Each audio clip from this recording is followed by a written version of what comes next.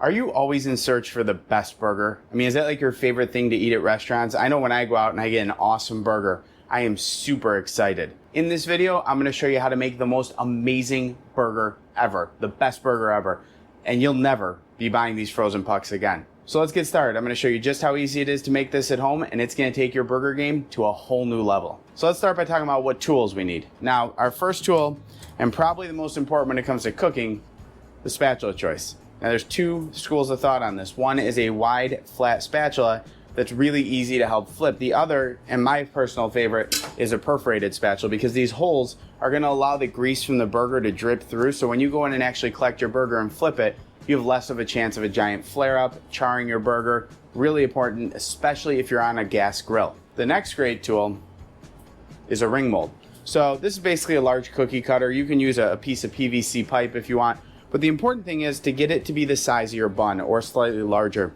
And we're gonna use this to form the burgers. I'll show you how in a minute.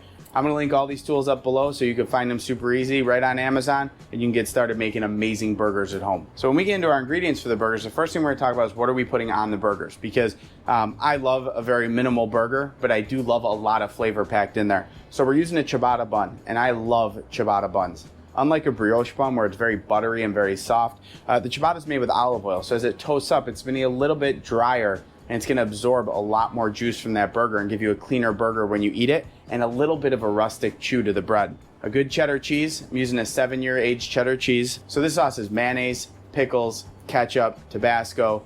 I'll put all the ingredients on the screen right here, but this is basically a spicy Thousand Island dressing, kind of my secret sauce for the perfect burger. The most important ingredient in making your burger is a really great ground beef. What I have here is a 80-20 ground chuck that I have ground some skirt steak and hanger steak into, and the skirt steak is gonna give a really amazing steakhouse kind of char, and the hanger steak is gonna bring in a little bit of another dimension of flavor, another element of flavor. When you're making your burgers, you wanna take your burgers, and I like to do 8-ounce patties because I think that it's very nice big size.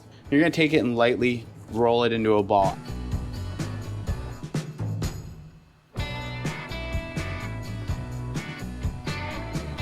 For the next step, I'm gonna lay the sheet of plastic down and my ring molds. This is when we actually form the burger patties. What we're gonna do is gently press these in. So I'm gonna place the patty in the middle of the ring, and using my fingertips, just this part here, I'm gonna press this burger down to have a perfectly formed burger. But notice I'm not adding a lot of pressure when I pack it. I wanna leave some space inside this burger because I want some air in there and some movement because I don't wanna over compress the fat. If I compress the fat too much, I'm gonna hurt the Maillard reaction and I'm not gonna have a really amazing char on my burger. And now you can see I have a really thick burger patty here. So you always wanna season the top of your burger. You don't wanna season the mix itself. A lot of people do the mix, and what happens is the salt actually pulls some moisture out of the meat, the ground meat inside, and it's gonna cause it to get mealy and have a very poor texture. If you just season the top, you're gonna get a great char and ignite that Maillard reaction, but the inside is gonna be succulent and tender and juicy. Whole different dimension. Now to season, I always recommend using a shaker, and that's gonna allow me to evenly distribute the seasoning over the burgers themselves. Give a light seasoning on top and do the same to the other side. I am indoors in a high rise, so I'm actually cooking on my little Tailgate grill, but I am burning charcoal. Burgers are always better on charcoal versus gas. So I'm gonna take the burger and put it right here.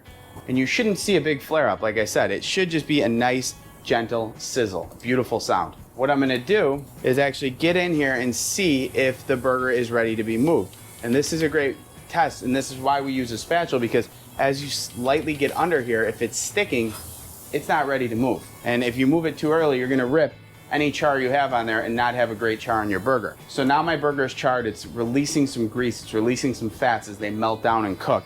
I'm gonna take my spatula, get underneath here, and give this a flip.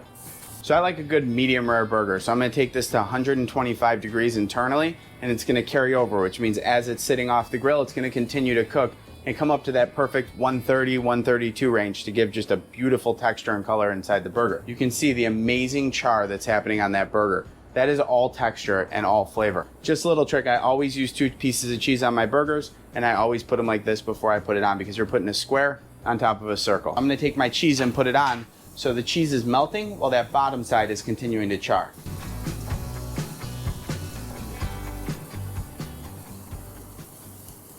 Oh my goodness. The burger is looking incredible. First things first, we got to toast the bun. And yes, you want to toast your buns. And I got one little trick for you too coming up in a second. You want to toast the top too. It's slightly soften the top, but ignite some of these oils that are up there too. It's also going to give you a really cool presentation. The bottom's looking great. I'm going to put that on the cutting board. So you don't want to take a burger right off the grill and just cut into it. What's going to happen is the protein right now is really tight, and there's a bunch of juices moving around inside that really awesomely charred burger.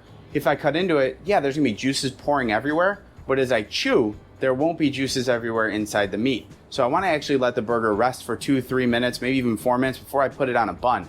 As it sits, the proteins just kind of relax. And as they relax like a sponge, they're going to absorb all that juice that's moving around. Your mouth is going to be full of juices, not your chin and your shirt. So now we have our burger resting. I have a very simple, very awesome process for building the burger. The reason I like to put sauce on the bottom of the bun is because it's going to create a barrier on the bun, because the sauce has oil in it. So when I put the burger on top, the juices aren't going to seep through as much, and it's not going to give me as soggy of a bun. Then I take my rested burger.